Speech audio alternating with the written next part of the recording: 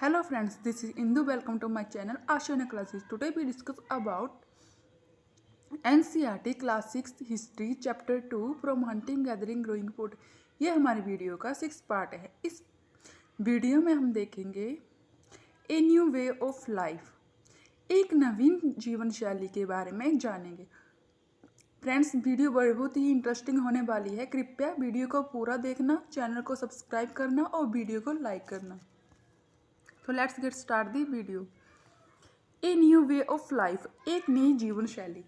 Friends, जब जो हमारे आरंभिक मानव थे वो कहाँ रहते थे? वो जंगलों में रहते थे और जंगलों में रहकर वो क्या करते थे? जंगली जानवरों का शिकार करते थे और भोजन की तलाश में एक स्थान से दूसरे स्थान जाया करते थे।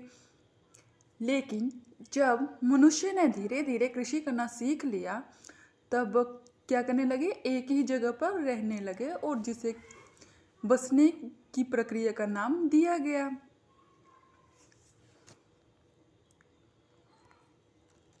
For example friends, if you have plant seed, आप क्या करें? आप कुछ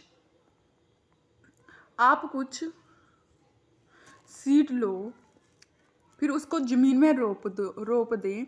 आप नोटिस करोगे कि थोड़े दिनों के बाद वो जो बीज आपने रोप दिया है वो क्या होना शुरू हो जाएगा? ग्रो होना शुरू हो जाएगा, विकसित होना शुरू हो जाएगा। दिस में बी फॉर सेवरल, हो सकता है कि इसको ग्रो होने में कुछ दिन लगे, सब वीक लगे, महीने लगे, या हो सकता है कि कई साल भी लग सकते हैं।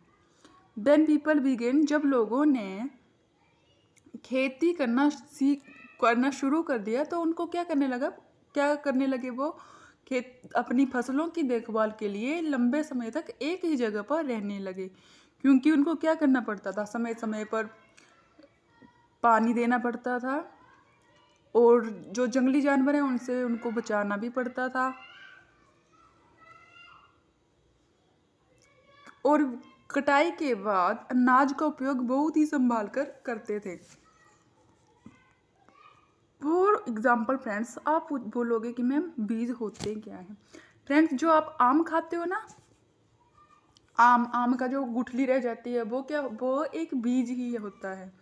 जब आप उसको ग्रो कर उसको जमीन पर बो दोगे, रोप दोगे, तो क्या होएगा? थोड़े टाइम बाद एक प्लांट, एक पौधा निकलेगा। उसकी आप देखभाल करोगे, पानी दोगे, खाद दोगे, उसके आसपास का घास उसको क्या करोगे? रिमूव करोगे, उठाओगे उसको। फिर जो हमारे जो प्लांट्स होते हैं, जैसे पेड़ होते हैं, जैसे लीची का, आम का, एप्पल या फिर किसी भी प्रकार के पेड़ हैं, इनको ग्रो होने में कम से कम, विकसित होने में 3 या 4 साल लग जाते हैं, तब ये बहुत ज़्यादा बड़ा पौधा बन जाता है। जो उदाहरण के लिए जो हमारा आम का पेड़ है, इसको ग्रो होने में 3 या 4 साल लग जाते हैं। 3 और 4 साल के बाद ये हमें क्या देता है? फ्रूट देता है। गेहूं की फसल बोने के लिए आप लोग किस प्रकार का बीज लोगे? गेहूं का ही बीज लोगे तो कौन सी खेती होएगी, कौन सी फसल उगेगी? गेहूं की। और जो हमारे आरंभिक लोग थे वो जो अनाज होता था उसका उपयोग करने लगे बीज के रूप में, भोजन के रूप में, उपहार के रूप में और भंडारण के रूप में भी अनाज का उपयोग किया जाने लगा। जब लोगों ने खेती करना सीख लिया तो जो उनको फसल होती थी, फसल से क्या मिलता है? अनाज मिलता है। तो उसको उनको स्टोर करने की आवश्यकता हुई। तो उसके लिए उन्होंने क्या बनाए? उन्होंने बनाई टोकरी बनानी शुरू कर दी। जैसे बड़ी बड़ी टोकरियां बुनी, मिट्टी के बड़े बड़े बर्तन बनवाए। इसके अतिरिक्त उन्होंने क्या किया कि ज़मीन के अंदर गड्ढे खोदे और ज़मीन के अंदर क्या किया?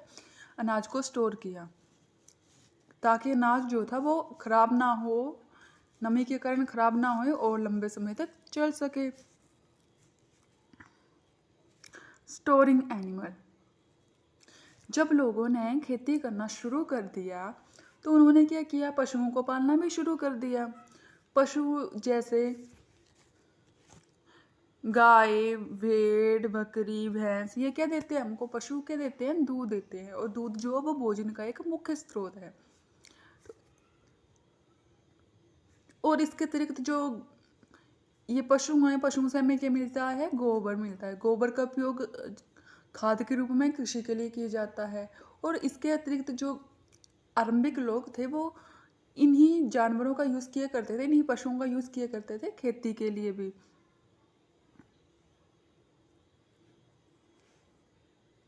तो इससे क्या हुआ? इसे पशुपालन को बढ़ावा मिला। लोगों ने पशुओं को पालना शुरू कर दिया, क्योंकि उनसे पशुओं से हमें क्या मिलता है? दूध मिलता है, गोबर मिलता है, और उसी खाद का यूज़ किया जाता है फसल के लिए, फसल की पैदावार के लिए।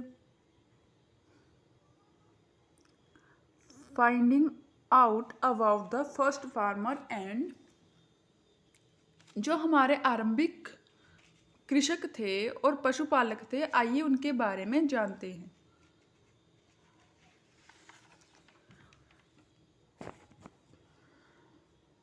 फ्रेंड्स, ये मानचित्र में दर्शाया गया है, जितने भी ये नीले नीले कलर के आप लोगों को दिख रहे हैं पॉइंट,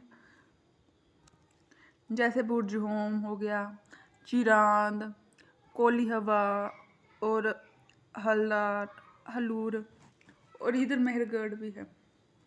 तो यहाँ पर क्या मिले हैं हमें? यहाँ ये वो स्थान है जहाँ पर क्या हुआ था, जो हमारे आरंभिक मानव थे उन्होंने क्या किया था?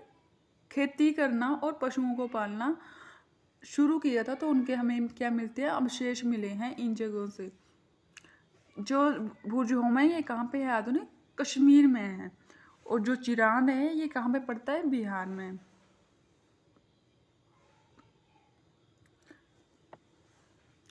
और महानगढ़ा और कोली हवा ये कहाँ पे है? ये है हमारे यूपी में।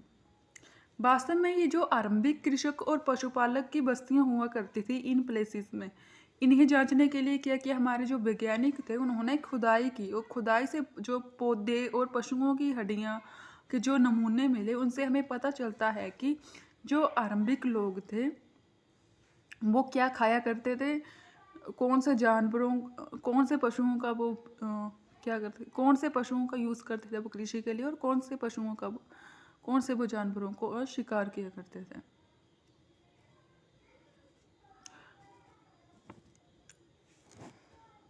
और जो मेहरगढ़ है, मेहरगढ़ एक ऐसी बस्ती थी जहाँ पर क्या था? एक सभ्यता विकसित थी, जहाँ पर लोग क्या करते थे? पशु भी पालते थे, कृषक भी थे। और यहाँ पर खुदाई के दौरान कुछ दाने मिले हैं, अनाज के दाने मिले हैं, जिनसे हमें पता चलता है कि यहाँ पर क्या की जाती थी? यहाँ पे अलग अलग फसलें उगाई जाती थी। और इसके अतिरिक्त वैज्ञानिकों को यहाँ इन्हीं प्लेसों में क्या मिला है? जानवरों की हड्डियों की भी पहचान की गई है कि जो हमारे आरंभिक मानव थे वो कौन से पशुओं का पालन किया करते थे और कौन से पशुओं का शिकार किया करते थे। तो फ्रेंड्स, यदि आपको मेरी वीडियो इन्फॉर्मेटिव लगी हो तो प्लीज़ चैनल को सब्सक्राइब कीजिएगा, वीडियो को लाइक कीजिएगा। थैंक्स।